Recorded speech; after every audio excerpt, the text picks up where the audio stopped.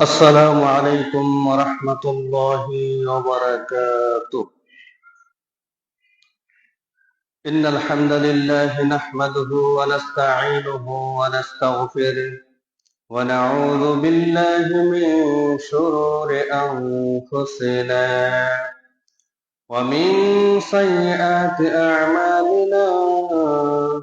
من يهده الله فلا مضل له ومن يضلله فلا هادي له، وأشهد أن لا إله إلا الله وحده لا شريك له، وأشهد أن محمدا عبده ورسوله.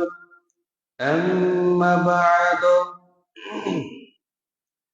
فإن خير الحديث كتاب الله، وخير الهدي هدي محمد صلى الله عليه وسلم، وشر الأمور محدثاتها، وكل محدثة بدعة، وكل بدعة ضلالة، وكل ضلالة في النار. أعوذ بالله من الشيطان الرجيم. بسم الله الرحمن الرحيم. يا أيها الناس اتقوا ربكم الذي خلقكم من نفس واحدة وخلق منها زوجها، وبث منهما رجالا كثيرا ونساء، واتقوا الله الذي تساءلون به والأرحام، إن الله كان عليكم رقيبا. إلى آخر الآية. وقال النبي صلى الله عليه وسلم في حديثه: أيما امرأة إذا صلت خمسها وصامت شهرها وأحسنت فرجها وأطاعت بعلها فلتدخل الجنة من أي أبواب شاءت.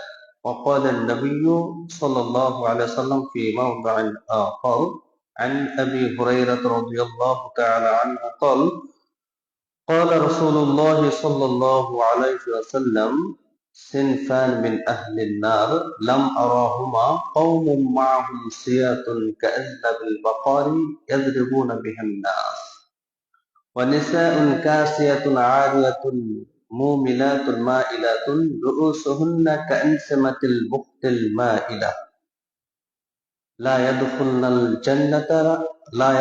الجنة ولا يجدن ريحها، وإن ريحها لا يوجد من مصيرة كذا وكذا. رواه মুসলিম। আলহামদুলিল্লাহ, সমস্ত প্রশংসা মাত্রই মহান আল্লাহ তাআলার জন্য নিবেদিত এবং নির্ধারিত। যে মহান আল্লাহ তাআলা মানব এবং দানবকে সৃষ্টি করেছেন শুধুমাত্র তার ইবাদত করার জন্যই, এবং যে মহান আল্লাহ তাআলা পৃথিবীকে সৃষ্টি করে, পৃথিবীর অধিবাসীদের সৃষ্টি করে এবং পৃথিবীর অধিবাসীদের বাসস্থানের জন্য সকল উপকরণ সৃষ্টি করে পারিবারিক সিস্টেমে বসবাস করার যে মহান আল্লাহ তাআলা তৌফিক দান করেছেন, যে মহান আল্লাহ তাআলার অসংখ্য অগণিত নিয়ামত রাজি আমরা প্রতিনিয়ত উপভোগ করছি, আমরা সেই মহান আল্লাহ তাআলার শাহী দরবারে জানাই লক্ষ কোটি সিজদা ও শুকর। আমরা সকলেই সংক্ষিপ্ত পরিসরে তারই শেখানো ভাষায় বলি আলহামদুলিল্লাহ। অতঃপর অসংখ্য অগণিত সালাত ও সালাম বর্ষিত হোক শেষ নবী মুহাম্মদ সাল্লাল্লাহু আলাইহি ওয়াসাল্লাম, যিনি এই মহাবিশ্বের জন্য রহমত স্বরূপ হিসেবে প্রেরিত হয়েছেন এবং যেই মহান নেতা মুহাম্মদ সাল্লাল্লাহু আলাইহি ওয়াসাল্লাম এই মহাবিশ্বের জন্য রহমত স্বরূপ হিসেবে প্রেরিত হয়েছেন। শুধু তাই নয়, মানব এবং দানবের একমাত্র শুধুমাত্র মুক্তির উপায় এবং পন্থা হলো মুহাম্মদ সাল্লাল্লাহু আলাইহি ওয়াসাল্লামকে অনুসরণ, অনুকরণ, আনুগত্য করা। এবং তিনি এই মহাবিশ্বের মানুষদের জন্য সর্বাধিক, সর্বশ্রেষ্ঠ এবং একমাত্র আদর্শের মডেল বা প্রতীক।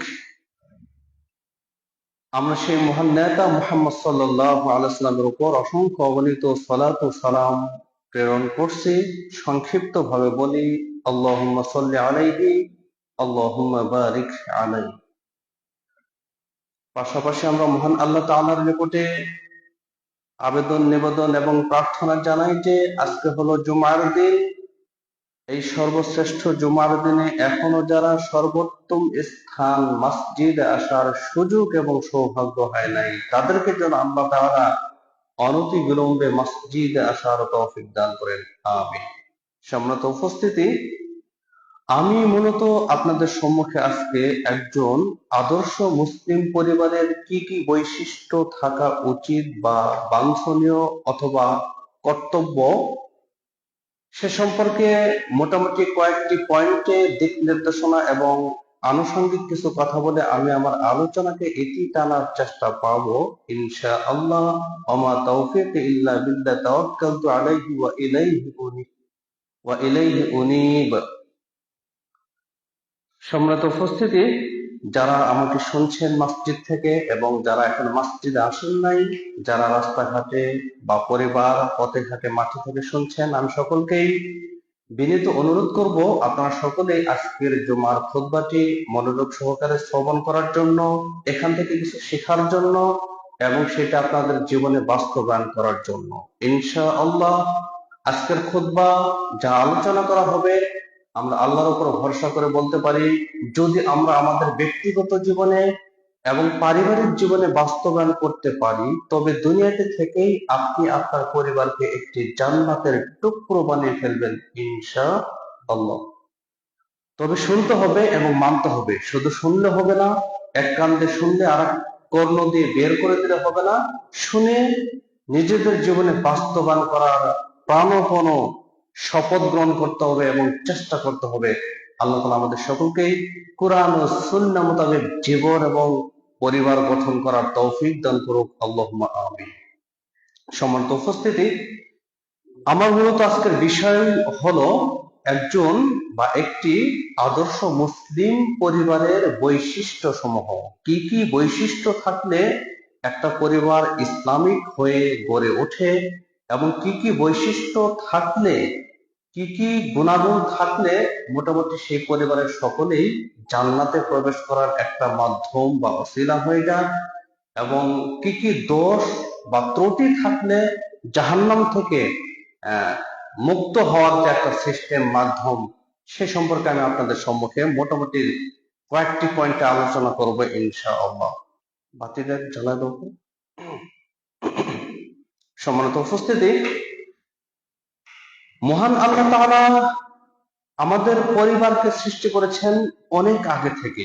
পৃথিবীতে যখন মানব আদম আলাইহিস সালাম এবং হাওয়া আলাইহিস সালাম বসবাস শুরু করেছেন, তার পূর্ব থেকেই জান্নাতে মূল পরিবারের সূচনা হয়েছে। জান্নাতের মধ্যেই পারিবারিক হিস্টোরি বা পরিবারের সূচনা বা জন্ম হয়েছে। পরিবারটা আমরা কাকে বলবো? মূলত নিজে মানে ব্যক্তির সন্তান সন্ততি এবং ব্যক্তির পিতা মাতা এবং এর সাথে দাদা দাদি থাকতে পারে। এই মূলত কয়েকটি সদস্য নিয়ে একটা পরিবার গঠন হয়ে থাকে। এই পরিবারটা মূলত জান্নাতেই গঠিত হয়েছে। মহান আল্লাহ তাআলা সূরাতুল বাকারা 35 নম্বর আয়াতে বলেছেন, সূরাতুল বাকারা কুরআনুল কারীমের 2 নম্বর সূরা এবং এর 35 নম্বর সূরাতে আল্লাহ তাআলা বলেন, ইয়া আদাম উসকুন আনতা ওয়া যাওজুকাল জান্নাতা ওয়া কুলা মিনহা রাগাদান হাইসু শি'তুমা ওয়া লা তাকরাবা হাযিহিশ শাজারাতা ফাতাকুনা মিনাজ জালিমিন। ইয়া আদাম উসকুন আনতা ওয়া যাওজুকাল জান্নাহ, তুমি এবং তোমার স্ত্রী তুমি এবং তোমার স্ত্রী দুইজন মিলে জান্নাতে বসবাস করো, যেখানে খুশি সেখানে যাও, যা ইচ্ছে তাই খাও, যেভাবে ইচ্ছা সেভাবেই বসবাস করো। কিন্তু একটা বিধান সেই সময় আল্লাহ তাআলা দিয়েছিলেন, সেটা হলো এই যে তোমাকে একটা গাছ নির্ধারিত করে দিলাম, ফিক্সড করে দিলাম, এই গাছের নিকটবর্তীও হলো না। এই গাছের ফল খাওয়া তো দূরের কথা, এই গাছের নিকটবর্তীও হওয়া যাবে না। তাহলে মূলত পরিবারটা জান্নাত থেকেই গঠন হয়েছে। সেখান থেকে কোনো ভুলক্রমে আদম আলাইহিস সালাম এবং হাওয়া আলাইহিস সালাম পৃথিবীতে আসলেন, সেখান থেকেই মূলত আল্লাহ তাআলা আমাদের পারিবারিক সিস্টেম এখন পর্যন্ত অব্যাহত আছে। ইসলাম যতদিন আছে তার কিয়ামত পর্যন্ত এই পরিবার সিস্টেমটা অব্যাহত থাকবে। জেনে রাখতে হবে, যেই দিন পারিবারিক সিস্টেম থাকবে না, যেই দিন এই পৃথিবীতে পরিবার থাকবে না, সেই দিন মূলত পৃথিবীর অস্তিত্ব শেষ, অস্তিত্ব বিলীন হয়ে যাবে, পৃথিবী ধ্বংস হয়ে যাবে, কিয়ামত শুরু হয়ে যাবে। পৃথিবীর সকল অধিবাসী মূলত পরপারের উদ্দেশ্যে রওনা হবে তখন।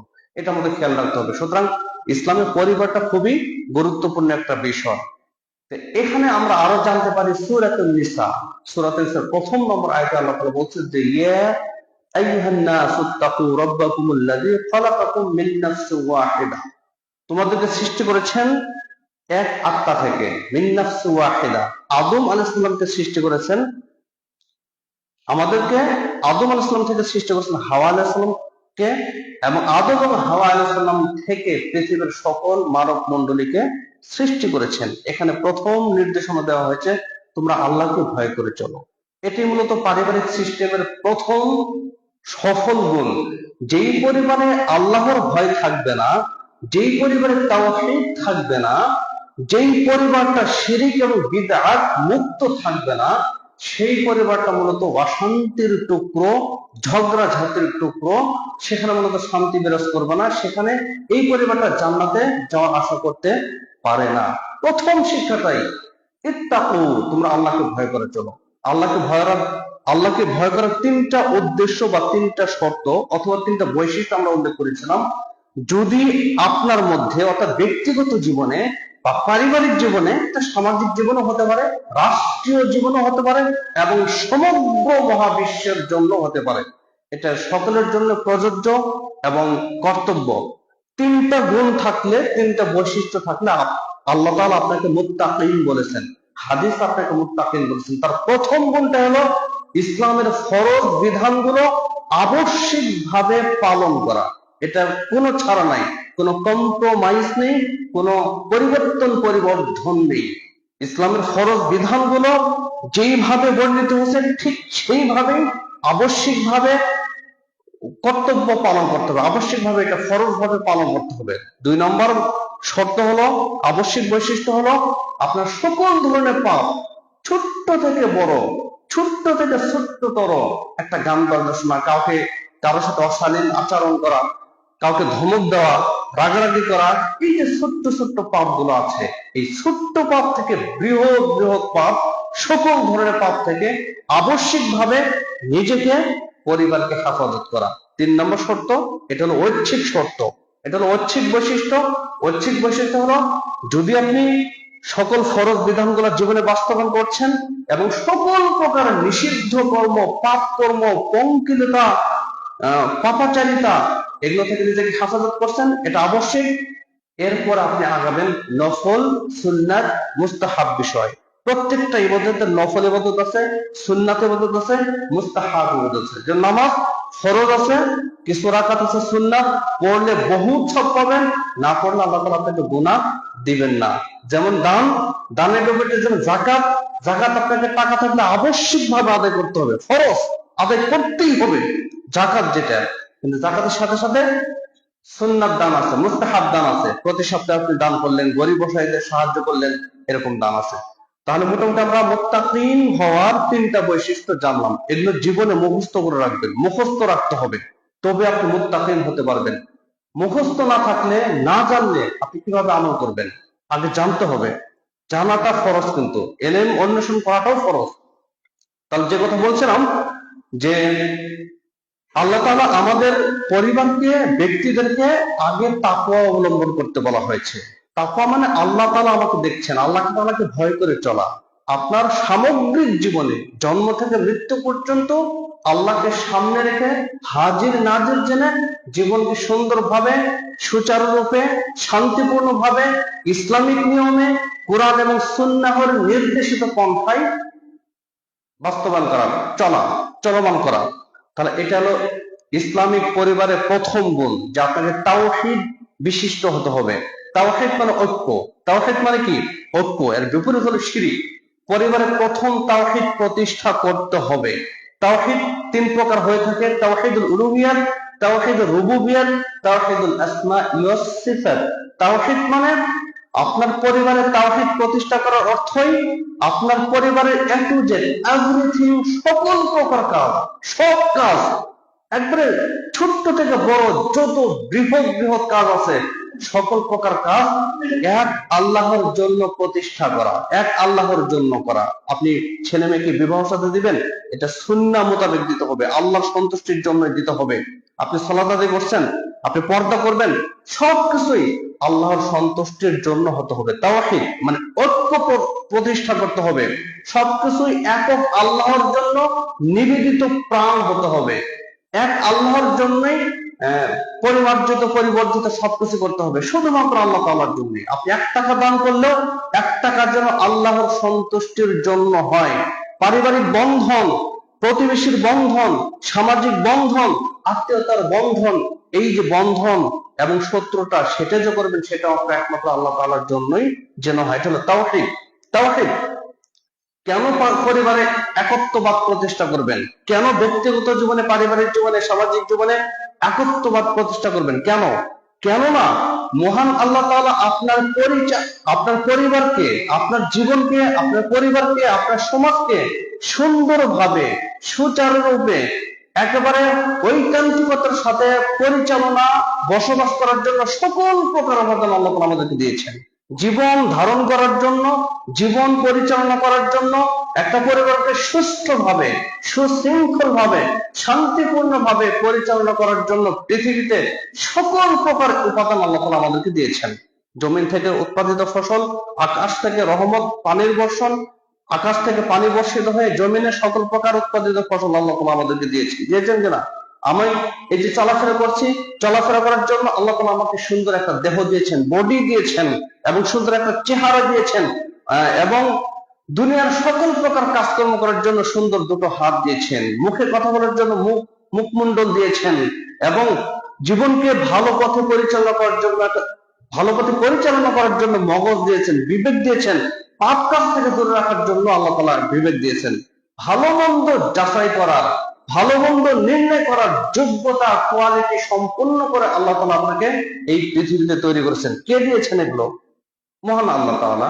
মহান আল্লাহ তাআলা আমাদের রব মানে প্রতিপালনকারী, রব মানে প্রতিপালক, যিনি আমাদেরকে, সেটা হোক পারিবারিক ভাবে, সামাজিক ভাবে, অথবা রাষ্ট্রীয় ভাবে, অথবা সমগ্র মহাবিশ্ব, সবকিছু তিনি পরিচালনা করে আসছেন। এখানে কারো কর্তৃত্ব নেই, কারো নেতৃত্ব নেই। যদি মনে করেন যে এই মহাবিশ্ব বা আমার ব্যক্তিগত জীবন অথবা আমার পরিবার পরিচালনার ক্ষেত্রে অন্য কারো অবদান আছে, তাহলে কিন্তু আপনার ইমানের ঝামেলা আছে, মানে শিরিক হবে। আল্লাহ তাআলা যেহেতু আমাদের প্রতিপালক, প্রতিপালনকারী একমাত্র, শুধুমাত্র, সুতরাং ইবাদতটাও, আমার জীবনের সকল কার্যক্রম জন্ম থেকে মৃত্যু পর্যন্ত এটা আল্লাহ তাআলার জন্য নির্ধারিত হতে হবে। তাছাড়া কিন্তু আপনি সুন্দর, সুশৃঙ্খল, শান্তিপূর্ণ, শান্তিময় একটা পরিবার গঠন করতে পারবেন না। তাহলে প্রথম যে শর্ত, সেটা হলো আপনাকে তাওহীদ প্রতিষ্ঠা করতে হবে। ফা'লাম, সূরা মুহাম্মদ 19 নম্বরে আল্লাহ তাআলা বলেন, ফা'লাম আন্নাহু লা ইলাহা ইল্লাল্লাহ। আল্লাহ তাআলা যেহেতু আমাদেরকে সবকিছু দিয়েছেন, সুতরাং একমাত্র ইবাদতটা তার জন্যই হতে হবে। এই জন্য তিনি শিক্ষা অর্জন করতে বলেছেন, জ্ঞান অন্বেষণ করতে বলেছেন। আন্নাহু লা ইলাহা ইল্লাল্লাহ, আন্নাহু লা ইলাহা ইল্লাল্লাহর অর্থ কি? আন্নাহু লা ইলাহা ইল্লাল্লাহ মানে আল্লাহ ছাড়া এই পৃথিবীতে সত্যিকার অর্থে কোনো মাবুদ নেই, ইবাদত করার যোগ্য কোনো সত্তা নেই, শুধুমাত্র একমাত্র আল্লাহ তাআলার জন্য ইবাদতটা হতে হবে, নির্ধারিত হতে হবে। তাহলে এই আল্লাহ তাআলা সম্পর্কে আপনাকে জ্ঞান লাভ করতে হবে। জানলাম পরিবার সুশৃঙ্খল, শান্তিপূর্ণ করার জন্য প্রথম যে বৈশিষ্ট্য, সেটা হলো তাওহীদ প্রতিষ্ঠা করা। দ্বিতীয় নম্বর বৈশিষ্ট্য হলো তা'লিমুল কুরআন, কুরআনুল কারীম শিক্ষা দেওয়া, নিজে কোরআন শিক্ষা দেওয়া এবং পরিবারের সকল সদস্যদের কুরআনুল কারীম শিক্ষা দেওয়া সুন্নাত না ফরজ? ফরজ। এটা জেনে রাখতে হবে, কোরআন শিক্ষা করা সকল মুসলিমের উপর বাধ্যতামূলক, শিখতেই হবে। না শিখলে দুনিয়াতে আপনার কোনো সমস্যা না হলে পরকালে আপনার সমস্যা হতে পারে, আপনি পার পাবেন না।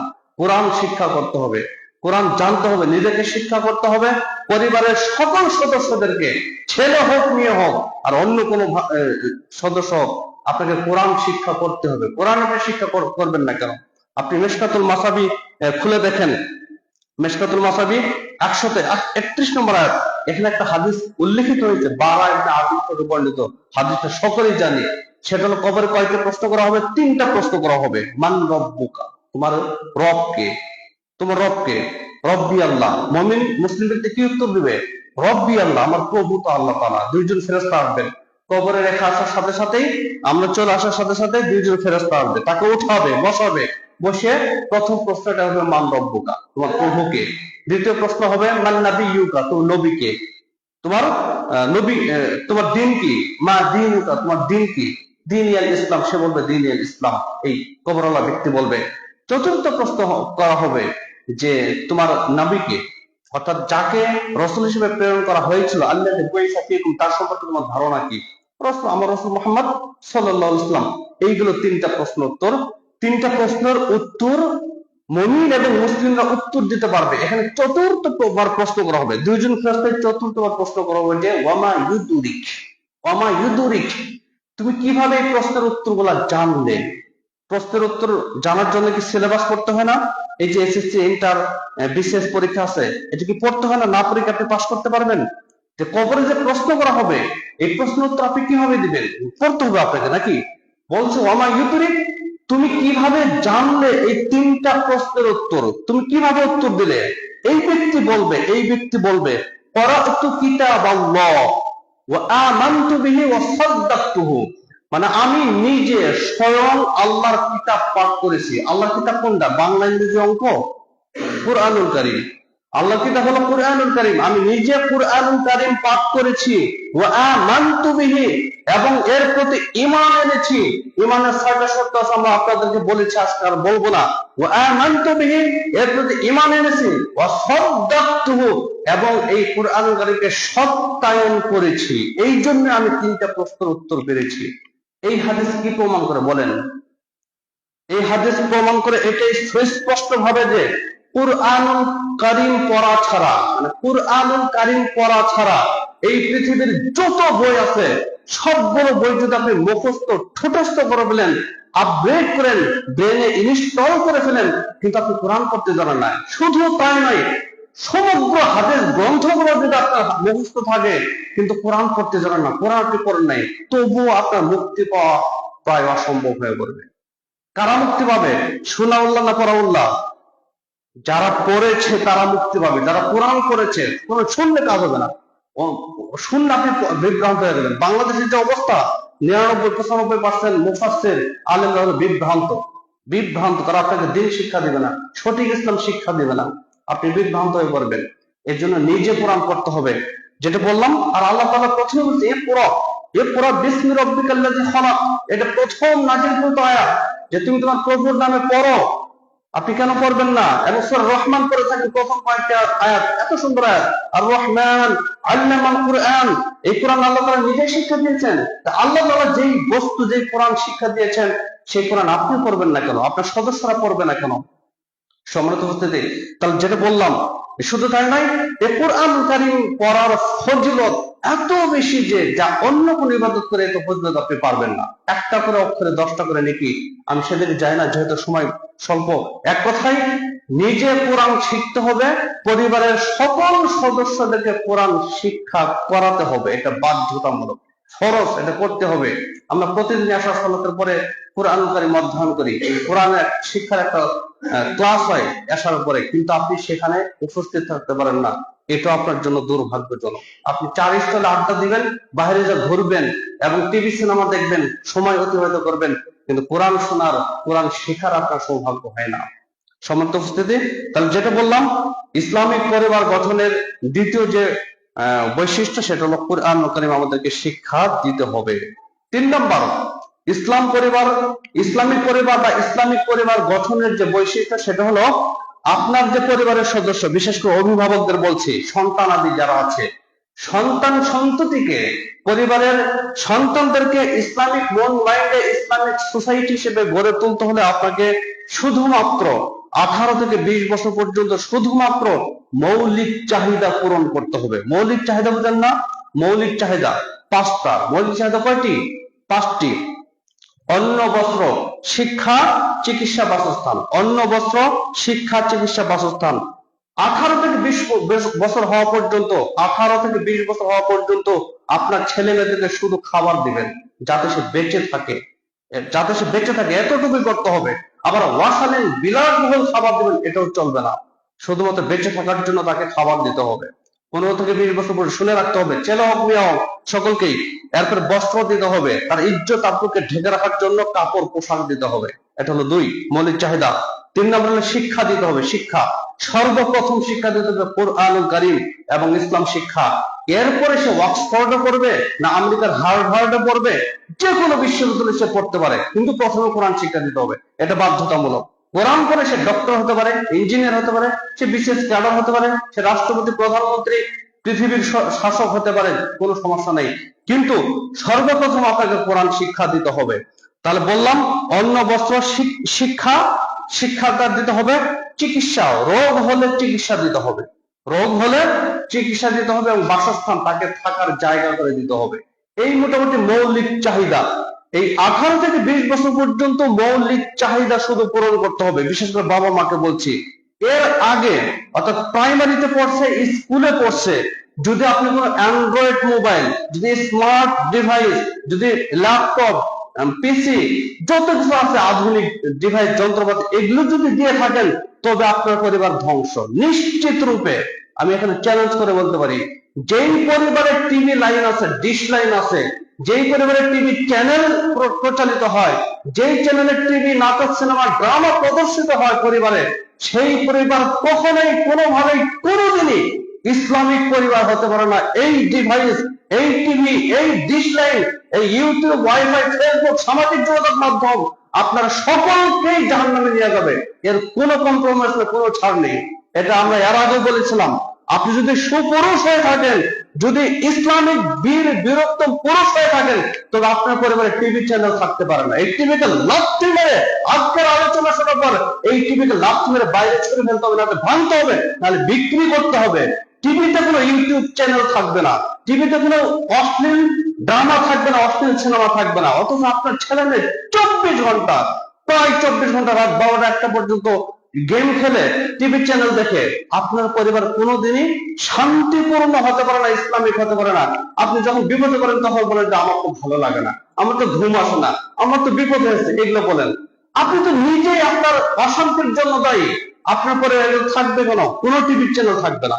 যদি আপনি টিভিতে ইসলামিক কিছু দেখতে পারেন তবে সেটা জায়েজ আছে। কোরআন এবং হাদিস ছাড়া এই আধুনিক ডিভাইসে অন্য কিছু শুনবেন, সেটা চলবে না। এটা ইসলাম।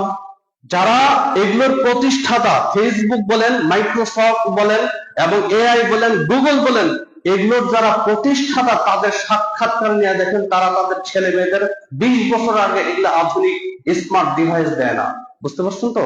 কিন্তু আপনি, আমার ছেলেটা প্রাইমারিতে পড়ে, 1-2-তে পড়ে, আমি তাকে 24 ঘন্টা মোবাইল দিয়ে রেখেছি। এটাই ধ্বংস হওয়ার মাধ্যম, আর কিছু না। আপনি ভাবছেন যে ছেলেটা বড় হবে, বিদেশ যাবে, টাকা পাঠাবে, করে কিনা খাবো। নো, এটা জীবনের উদ্দেশ্য না। তাহলে আপনি ভুল করছেন। শুধু দুনিয়ায় ইনকাম করতে পারবেন, পরকালে জেনে রাখতে হবে জাহান্নামের চিরশাস্তির সম্মুখীন হতে হবে।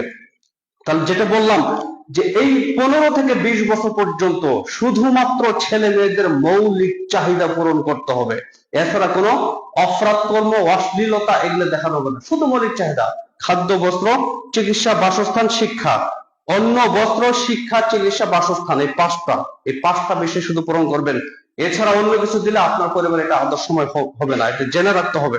এবং শুধু তাই নয়, পারিবারিক আমাদের সমাজে পারিবারিক যে অপরাধ, সেগুলো বললাম যে এই যে গান বাজনা, এই পারিবারিক অপরাধ, মানে শুধুমাত্র ব্যক্তিগত অপরাধ এগুলো থেকে দূরে থাকতে হবে, গান বাজনা থেকে দূরে থাকতে হবে, মদ জুয়া থেকে বিরত থাকতে হবে। মদ জুয়া থেকে বিরত থাকবে কেমনে?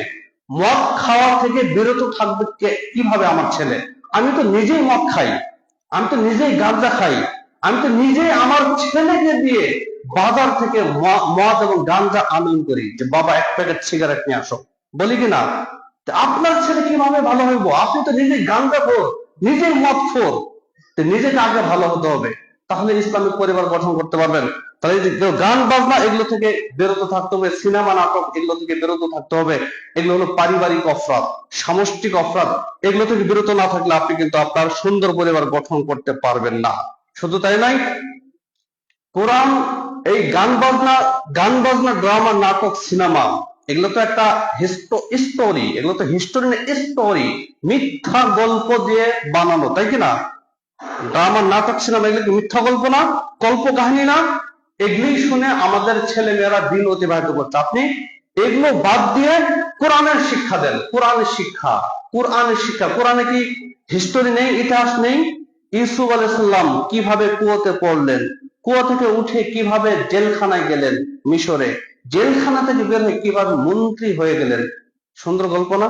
মুসা আলাইহিস সালাম কিভাবে তার চির শত্রু ফেরাউনের রাজ দরবারে রাজকীয় ভাবে লালিত পালিত হয়ে কিভাবে আবার তার শত্রুতে পরিণত হয়ে তাকে ইসলামের দাওয়াত দিল, কিভাবে মুসা আলাইহিস সালাম বিশাল মহাসাগর লোহিত সাগর পার হয়ে বেঁচে গেলেন, আর কিভাবে মুসা সালামের চিরশত্রু ফেরাউন নীল নদে বিশাল দরিয়াতে ডুবে মারা গেল।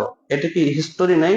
আপনি এগুলো শোনাবেন। এরকম আরো হৃদয় স্পর্শী গল্প আছে কোরআনুল কারীমের মধ্যে, আপনি এগুলো শিক্ষা দিবেন। কোরআন এবং হাদিসের গল্প শিক্ষা দিবেন, কোরআন এবং হাদিসের গল্প পড়বেন। এই ড্রামা নাটক সিনেমা এগুলো থেকে দূরে থাকতে হবে এবং দৈনন্দিন আমলগুলো আপনার পরিবারকে শিক্ষা দিতে হবে।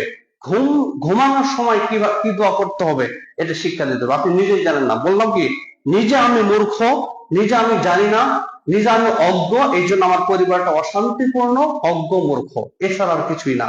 তাহলে ঘুমানোর সময় অনেকগুলো আমল আছে। কোরআন সূরা মুলক পাঠ করতে হবে, সূরা সাজদা পাঠ করতে হবে, সূরাতুল বাকারা 255 নম্বর আয়াত পাঠ করতে হবে, আয়াতুল কুরসি, সূরা বাকারার প্রথম 4 আয়াত পাঠ করতে হবে, সূরা বাকারার শেষের 3 আয়াত পাঠ করতে হবে। এগুলো অনেক ফজিলত আছে, আমি ফজিলতের দিকে যাচ্ছি না।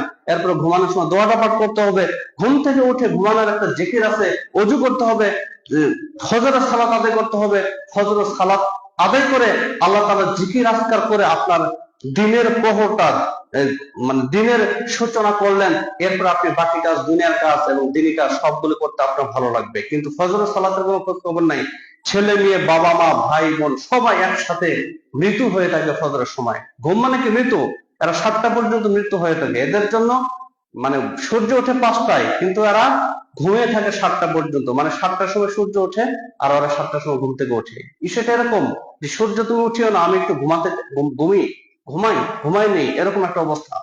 তো এই ঘুম ত্যাগ করতে হবে ফজরের সময়। দৈনন্দিন আমল, মসজিদে প্রবেশ করার দোয়া, আপনি একটা কৃষি কাজ করেন, কৃষি কাজ শুরু করার সময় কি দোয়া পাঠ করবেন, পোশাকটা কিভাবে পোশাক পরিধান করার দোয়া, পোশাকটা খুলে রাখার দোয়া, জুতা পরিধান করার দোয়া, টয়লেটে বাথরুমে প্রবেশ করার দোয়া, এগুলো আপনি শিখবেন, শেখাবেন। এগুলো দৈনন্দিন নিত্য নৈমিত্য যে দোয়াগুলো আছে, দৈনন্দিন যে কাজগুলো করতে হয়, খাবার দোয়া, এইগুলো আপনাকে শিখাতে হবে, এই আমলগুলো করতে হবে। তবেই এটা আপনি 10 বছর পর্যন্ত শিক্ষা দেন। এই ইসলামের প্রাথমিক যে শিক্ষা, ইসলামের প্রাথমিক শিক্ষা আপনি আপনার ছেলে মেয়েদেরকে 10 বছর পর্যন্ত, 15 বছর পর্যন্ত শিক্ষা দেন। এই ছেলেটা পরে ইউরোপে গেলেও ভালো থাকবে, আমেরিকায় খ্রিস্টান দেশে গেলেও ভালো থাকবে। কিন্তু আপনি যদি এই প্রথমেই যদি গান বাজনা দিয়ে শুরু করেন, প্রথমে যদি অপরাধের মধ্যে আপনার ছেলে মেয়েদের শিক্ষা শুরু করেন, বাংলা ইংরেজি দিয়ে শুরু করেন, কোরআন শিক্ষার কোনো ধার ধারেন না, তবে এই ছেলেটা আমেরিকা না, কাবা শরীফের মধ্যে থাকলেও এটা অমসলিম থাকবে। মক্কাতে গেলেও সে ভালো হবে না। সৌদি আরবে গিয়েও কি সবাই ভালো হতে পারে? গন্ডমূর্খ, কিন্তু সৌদি আরবে গিয়ে দিন শিক্ষা করে আসে অনেক লোক আছে। সুতরাং আপনি আপনাকে আপনার পরিবারকে, পরিবারের সদস্যদেরকে দৈনন্দিন নিত্য নৈমিত্য নিত্য প্রয়োজনীয় যে আমলগুলো আছে এটা সুন্দরভাবে শিক্ষা দিতে হবে। যেই কাজগুলো প্রতিদিন করতে হয়, বাধ্যতামূলক, এটা করলে শয়তান থেকে আপনি দূরে থাকবেন। অনেক ফজিলত আছে, নিত্য নৈমিত্তিক যে আমলগুলো আছে, দৈনন্দিন যে আমলগুলো আছে, এগুলো করলে শয়তান আপনাকে ক্ষতি করতে পারবে না, কোনো শত্রু আপনার কোনো ক্ষতি করতে পারবে না। ফেরেশতারা আপনার জন্য দোয়া করতে থাকবে সবসময় কল্যাণের। আল্লাহ তাআলার রহমত অবারিত ভাবে বর্ষিত হতে থাকবে। সুতরাং দৈনন্দিন আমলগুলো আমাদের সুন্দরভাবে করতে হবে। এবং শুধু তাই নয়, এখানে আমরা আরেকটা পরিবারে অশান্তি বা পরিবার ইসলামিক না হওয়ার আরেকটা কারণ হলো ব্যক্তিত্বহীনতা বা ব্যক্তিত্ববান অভিভাবক হতে হবে। আপনাকে ব্যক্তিত্ববান অভিভাবক হতে হবে। পরিবারের কোন প্রকার অপরাধ সংগঠিত যেন না হয়, এর জন্য সুন্দর প্ল্যান, এর জন্য সুন্দর পদক্ষেপ, কার্যকর ভূমিকা রাখবে কে? বাবা মা দুজনেই অভিভাবক। বাবার ভূমিকা সবচেয়ে বেশি রাখতে হবে। পরিবারে কোনো প্রকার অপরাধ সংগঠিত হতে দেওয়া যাবে না। এই পরিবারে কোনো মদ গাঁজার আসর করা যাবে না। আমার প্রতিবেশীর জন্য কোনো মদ গাঁজার আসর না করতে পারে, তার জন্য সুন্দর ব্যবস্থা এবং পদক্ষেপ গ্রহণ করা। তাহলে যেটা বললাম, ব্যক্তিত্ববান অভিভাবক হতে হবে। ব্যক্তিত্ববান অভিভাবককে আমরা শুধু একটা উদাহরণ দেই, যেই উদাহরণটা আইয়ুব আলাইহিস সালামের ক্ষেত্রে আসছে, সূরা সফ 41 থেকে 44। এক মিনিটে বলি, 41 থেকে 44 এখানে বলা হয়েছে যে আইয়ুব আলাইহিস সালাম, কেউ বলেছেন 8 বছর, কেউ বলেছেন 18 বছর বিশাল রোগে আক্রান্ত হয়েছিলেন কিনা, তার পরিবার পরিজন আত্মীয় স্বজন সকলেই ছেড়ে গিয়েছিল অথবা সকলেই মারা গিয়েছিল। তার এমন রোগ হয়েছিল যে সকলে তাকে ত্যাগ করেছিল। তিনি একটা অস্বাস্থ্যকর জায়গায় একটা বন জঙ্গলে আশ্রয় নিয়েছিলেন। শুধু কে ছিল? তার স্ত্রী ছিল। কোন এক ভুলের কারণে, আমি ভুলটা বলছি না, কোন এক ভুলের কারণে তিনি নড়তে পারেন না, চড়তে পারেন না, কোনো কিছু করতে পারেন না। শতভাগ ডিপেন্ডেন্ট, নির্ভরশীল তার স্ত্রীর উপর। স্ত্রী খাইয়ে দিলে খাইতে পারে, স্ত্রী কিছু আনলে খাইতে পারে, স্ত্রী গোসল করে দিলে গোসল করতে পারে, স্ত্রী ওযু করে দিলে ওযু করতে পারে। এভরিথিং তার স্ত্রীর মাধ্যমেই আইয়ুব আলাইহিস সালাম সেই অসুস্থ জনিত সময়ে কাজ করেছিলেন। কিন্তু ছোট্ট খাট্ট একটা ভুল, বড় ভুল নয়, ছোট্ট খাট্ট একটা ভুল করার কারণে আইয়ুব আলাইহিস সালাম কি বলছিলেন জানেন? আমি সুস্থ হওয়ার পর তোমাকে 100টি ব্যত্রাঘাত করব। সে অসুস্থ, লড়তে পারতেছে না, চড়তে পারতেছে না, কোনো কিছু করতে পারতেছে না, কিন্তু পারিবারিক শাসন। আমি সুস্থ হলে যেই স্ত্রী তাকে রাত নাই দিন নাই 24 ঘন্টা কষ্ট করে তাকে লালন পালন সেবা করে যাচ্ছে, সেই স্ত্রীকে বলছে যে আমি সুস্থ হওয়ার পর তোমাকে 100 ব্যত্রাঘাত করব। বুঝতে পারছেন? এটা হলো শিক্ষা, এটা হলো পারিবারিক শাসন। আপনি আপনার ছেলে মেয়েকে শাসন করতে পারেন না বলতে আপনি শতভাগ অক্ষম পুরুষ, শতভাগ মানে কাপুরুষ, আপনার ভিতরে কিছুই নেই। বীরত্বের, পুরুষত্বের, একটা পুরুষের যে পুরুষত্ব আছে এটার কোনো কিছু নেই। মুসলমানের যে একটা রক্ত আছে সেটা আপনার কিছু নেই। আপনার পরিবারে যদি নাটক সিনেমা হয়ে থাকে, আপনার পরিবারের সদস্যরা যদি ব্যাপারদাহীনতায় থাকে, তার মানে এগুলো কিছুই নেই আপনার মধ্যে।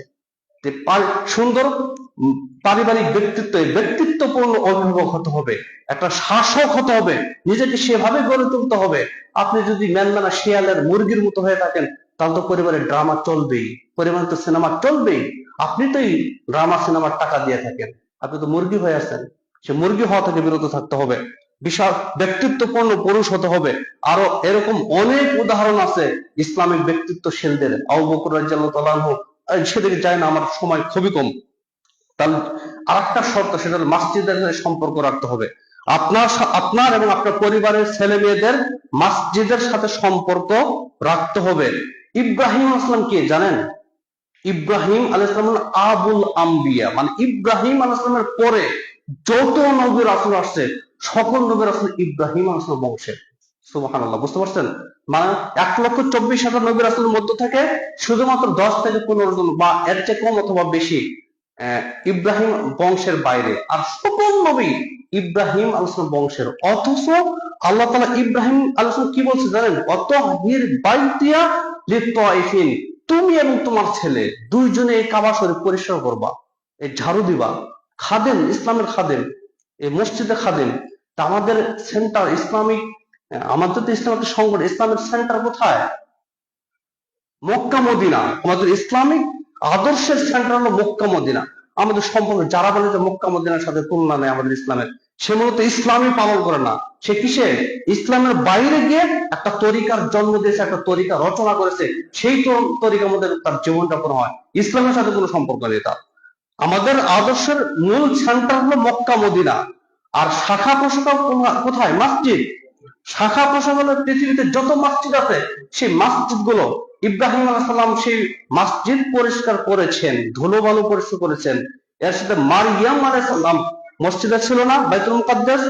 পৃথিবীর সর্বশ্রেষ্ঠ মহিলা, পৃথিবীতে 4 জন সর্বশ্রেষ্ঠ মহিলা ছিল, তার মধ্যে মারিয়াম আলাইহিস সালাম একজন। পৃথিবীতে যত মহিলা আছে এবং কিয়ামত পর্যন্ত আসবে, এর মধ্যে থেকে সর্বশ্রেষ্ঠ মহিলা হলো মারিয়াম আলাইহিস সালাম। তিনি মসজিদের ধুলোবালু পরিষ্কার করেছেন। আর আপনি, আপনার পরিষ্কার করা যাবে না, আপনি শুধু অর্ডার করবেন। আপনার মসজিদের সাথে সম্পর্কই নেই, আপনি এই মসজিদ পরিষ্কার করবে কেমনে? এই যে মসজিদের সাথে সম্পর্ক রাখতে হবে, রাজুলুন কলবুন মুআল্লাকুন বিল মাসাজিদ, মসজিদের সাথে ঝুলন্ত আত্মা মহান আল্লাহ তাআলার আরশের নিচে ছায়া পাবে কাল কিয়ামতের মাঠে। এর জন্য পরিবার এবং পরিবারের সদস্যদের মসজিদের সাথে সম্পর্ক রাখতে হবে, তা না হলে কিন্তু আপনার পরিবার অশান্তিপূর্ণ হয়ে যাবে। আজকের যে বৈশিষ্ট্য, এগুলো সবই আবশ্যিক বৈশিষ্ট্য, এগুলো করতে হবে। এবং আমাদের ছেলে মেয়ে বড় হওয়ার পরে ইসলামিক পন্থায় বিবাহ দিতে হবে। বিবাহ সম্পর্কে আমরা অন্য একদিন আলোচনা করবো ইনশাল্লাহ, ইসলামিক কিভাবে বিয়ে দেব। শুধুমাত্র একটা বলে রাখি যে আল্লাহ সাল্লাল্লাহু আলাইহি ওয়াসাল্লাম বলেছেন যে ব্যক্তি বিয়েটা হলো সুন্নাহ, বিয়েটা হলো কি সুন্নাত, যে ইসলামিক রীতিনীতি অনুসারে বিবাহ সম্পাদন করলো না, সে মূলত আল্লাহ রাসূল সাল্লাল্লাহু আলাইহি ওয়াসাল্লামের উম্মত না। এটা বুঝতে হবে। আপনি বিয়েটা করবেন বিভিন্ন অসৎ কর্মের সাথে জড়িত থেকে, পাপ পঙ্কিলতায় ডুবে থেকে, আর বলবেন যে পরিবার আমার শান্তি নেই, আমার বউ আমার কথা শুনে না। শুনবে কেমনে? আপনি গান বাজনা আসর দিয়ে বিয়ে করেছেন, আপনি তো প্রতিটা ব্যক্তি ব্যবসাখানা তৈরি করে করছেন, বিয়ে শাদী করেছেন, কিভাবে পরিবারে শান্তি থাকবে? এগুলো থেকে বের হয়ে আসতে হবে। আমরা বিবাহ সম্পর্কে অন্যদিন আলোচনা করবো ইনশাল্লাহ। এবং আরো একটা শর্ত, সেটা হলো পর্দা। ছেলে মেয়েদের পর্দা রাখতে হবে, নিজে পর্দা করতে হবে। নিজে পর্দা বোঝেন না, খালি নামাজ পড়বেন আর মসজিদে আসবেন, এটাকে ইসলামিক ব্যক্তিত্ব বলে না। আপনি অন্য পুরুষের স্ত্রীর সাথে অবাধে মিলামেশা করা যাবে না, রাস্তায় ফিল্ডিং মারবেন আর গল্প করবেন, এটা চলবে না। অন্যের পরিবারের মধ্যে বাড়িতে ঢুকতে পারবেন না, এটা পুরুষদের পর্দা। আর মেয়েরা তো পর্দা করবেই। আসলে অনেক কিছু বলার কথা ছিল, পর্দাহীনতায় থাকা যাবে না এবং পর্দাহীনতাকে আশ্রয় দেওয়া যাবে না। যে কথা বলছিলাম যে একজন পুরুষ, একজন পরিবারের গার্জিয়ান যদি নিজেকে পুরুষ ভাবে, তাহলে সে তার মেয়েকে পর্দাহীনতায় থাকতে দিতে পারে না, অবশ্যই দিতে পারে না। যদি যদি তার ভিতরে মুসলমানিত্বের রক্ত থাকে, এক বিন্দু রক্ত থাকতে তার মেয়েটা পর্দাহীনতায় থাকতে পারে না। কারণ কি? কারণ কি? কারণ কি? কারণ হলো, আপনি যদি আপনার মেয়েকে বেপর্দায় ঘুরতে দেন, রাস্তায় বের হতে দেন, তবে আপনি জাহান্নামী। আর দাইয়ুস লা ইয়াদখুলুল জান্নাহ, হাদিসে আসছে না যে দাইয়ুস ব্যক্তি জান্নাতে, দাইয়ুস ব্যক্তি জাহান্নামে যাবে না, জান্নাতে যাবে না, জাহান্নামে যাবে। আসছে কিনা? দাইয়ুস তো সেই যে তার পরিবারের সদস্যদেরকে ইসলাম বিরোধী কাজে উৎসাহিত করে, বা কিছু হয় না, মানে সে পর্দায় চলতেছে, আমার কোনো কিছুই লাগে না, তার মানে আপনি দায়ুস, আপনি কাপুরুষ, আপনি সুপুরুষ নয়, আপনি ব্যক্তিত্বহীনতার অভাব আছে, আপনি শাসক নন, আপনি একেবারে মুরগি মার্কা পুরুষ। এই পুরুষদের জান্নাতে যাওয়া যায় না, এই পুরুষত্ব নিয়ে জান্নাতে যাওয়া যায় না। যেটা বলছিলাম যে পর্দাহীনতা, পর্দাশীল হতে হবে, ছেলে মেয়ে উভয়দের পর্দা করতে হবে। এই পর্দা সম্পর্কে আমরা অন্য একদিন আলোচনা করবো ইনশাআল্লাহ। আল্লাহ তাআলা আমাদের সঠিক বুঝদান করুক। আমরা মোটামুটি অনেকগুলো বৈশিষ্ট্য আলোচনা করলাম। এই বৈশিষ্ট্যগুলো সবগুলোই আজকের যে সারমর্ম আলোচনা, সেটা হলো 1 নম্বর তাওহীদ প্রতিষ্ঠা করতে হবে, দ্বিতীয় হলো কোরআন কারীম শিক্ষা দিতে হবে, নিজে শিখতে হবে, অন্যকে শিক্ষা দিতে হবে, এবং ছেলে মেয়েদের 15 থেকে 20 বছর পর্যন্ত শুধুমাত্র মৌলিক চাহিদা পূরণ করতে হবে। এছাড়া আর বাইরে কোনো কিছু করতে গেলে আপনার পরিবারে অশান্তি হয়ে যাবে। এরপরে পারিবারিক যে ছোট ছোট অপরাধ কর্ম আছে, এগুলো থেকে দূরে থাকতে হবে, যেমন টিভি, সিনেমা, নাটক, মদ, জুয়া খেলা, এগুলো থেকে বিরত থাকতে হবে। এটার কোনোভাবে আশ্রয় দেওয়া যাবে না। এবং দৈনন্দিন যে ইবাদত, সেগুলো শিক্ষা দিতে হবে। 5 নম্বর হলো, আপনাকে হতে হবে ব্যক্তিত্ববান সুপুরুষ, আপনাকে শাসক হতে হবে। মুসলমানরা যেভাবে পরিবারকে শাসন করেছে, ওইরকম শাসক আপনাকে হতে হবে। আপনি শাসক না হলে পরিবার আপনার কন্ট্রোলে থাকবে না, আর কন্ট্রোলে না থাকলে আপনি পরিবারকে মেনটেন করতে পারবেন না। এখানে অশান্তি এসে বাসা বাঁধবে, শয়তান এসে আপনার বাসা বাঁধবে, আপনি এই পরিবারকে সুশৃঙ্খল করতে পারবেন না। এবং যেটা বললাম 6 নম্বর, মসজিদের সাথে সম্পর্ক রাখা, মসজিদের সাথে সম্পর্ক রাখা, এবং ছেলে মেয়ে বড় হলে সুন্নতি পন্থায় বিবাহ দেওয়া 7 নম্বর। 8 নম্বর হলো পর্দা রক্ষা করা, পরিবারে পর্দা রক্ষা করে চলতে হবে। আর একটা আছে ছেলে মেয়েদের একটা কর্তব্য, যেহেতু ছেলেমেয়েরা পরিবারেই থাকে, ছেলে মেয়েদের ফরজ কর্তব্য হলো পিতা মাতাকে সন্তুষ্ট রাখা। পিতা মাতাকে সন্তুষ্ট রাখলে আপনি সারা জীবন, চিরজীবন আল্লাহ তাআলার রহমত পাবেন। এর প্রমাণ আছে, আমরা সেদিকে যাই না, আমরা অন্যদিন আলোচনা করবো ইনশাল্লাহ। তাহলে আজকের যে আলোচনা সারমর্ম সেটা বললাম, শুনলাম আমরা যেন সকলেই পারিবারিক যে ফরজ বৈশিষ্ট্যগুলো আছে, একজন মুসলিম পরিবারের যে আদর্শ, সেটা সংক্ষিপ্তভাবে আলোচনা করলাম, সেটা আমাদের জীবনে আপাদমস্তক সামগ্রিক জীবনে বাস্তবায়ন করার তৌফিক দান করুক আল্লাহুম্মা আমিন। আমরা যেন সকলেই 5 ওয়াক্ত নামাজের হেফাজত করার পাশাপাশি ছেলে মেয়েদেরকে যেন নামাজের ট্রেনিং এবং শিক্ষা দিতে পারি, আল্লাহ তাআলা সেই তৌফিক দান করুক আল্লাহুম্মা আমিন। আমাদের মধ্যে যারা অসুস্থ আছে, আল্লাহ তাআলা যেন আমাদের সকলকে সুস্থ করে দেন, আল্লাহুম্মা আমিন। আপনারা সকলেই কমপক্ষে ইমানটাকে রক্ষা করে 5 ওয়াক্ত ফরজ সালাত মেইনটেইন করার চেষ্টা করুন, হেফাজত করুন। আপাতত মিনিমাম মুসলমানিত্ব নিয়ে পৃথিবীতে বসবাস করেন, পরকালে ইনশাআল্লাহ কিছুটা হলে মুক্তি পাবেন। তা নাহলে মিনিমাম মুসলমানিত্ব না থাকলে পরকালে মুক্তি পাওয়া সম্ভব। সুতরাং আল্লাহ তাআলা আমাদের সকলকেই ঈমানকে বিশুদ্ধ রেখে, শিরক এবং বিদআত মুক্ত ঈমান রেখে যেন 5 ওয়াক্ত সালাতের হেফাজত করার পাশাপাশি অন্যান্য ফরজ আমল যেন আমরা সুন্দরভাবে করতে পারি, আল্লাহ তাআলা সেই তৌফিক দান করুন আল্লাহুম্মা আমিন।